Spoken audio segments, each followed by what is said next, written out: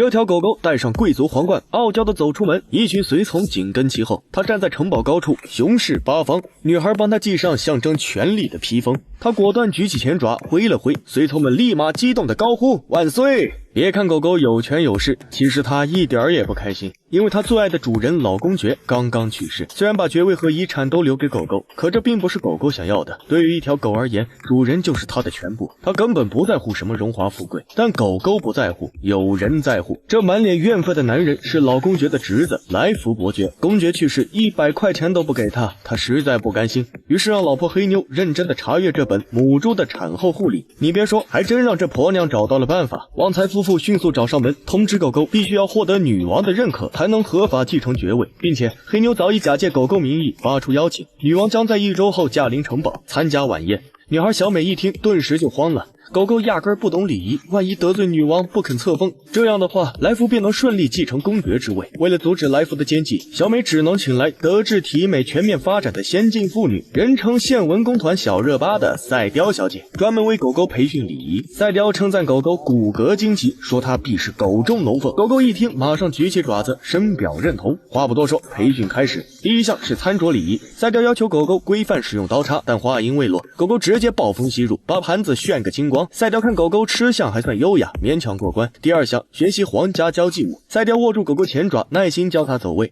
狗狗進步神速，一番操作直接炫翻賽雕。除了繁雜的禮節，晚宴的器具也相當講究，湯碗直徑必須精確到 23.1415926 厘米，這樣才能保證湯變冷之前客人剛好喝完。茶具必須是 24K 純銀，不能沾染一粒灰塵。葡萄酒每次只能倒99毫升，多一滴都是对女王的不敬。宴會菜品是皇家專享的美食，必須同時兼顧人和狗的口味。一切準備就緒，狗狗洗完泡泡浴，做好面部護理，戴上領結，穿好禮服，用最好的狀態等待着女王的到來。8點1刻，宴席準時開始。門外一聲炮響，女王閃亮登場。管家話不多說，直接敲鈴上菜。第一道菜是美式碎牛肉餅，生动的造型十分奇特，酷似奧利给，讓在座的狗狗們口水泛濫，食欲大增。资深美食家老巴夫婦一瞅这造型，高興的立馬就吃起來。但女王觉得肉餅賣相實在惡心，但看大家吃的那麼嗨，於是只能硬着頭皮小心翼翼地挑起一點點，放到嘴裡嚼了嚼。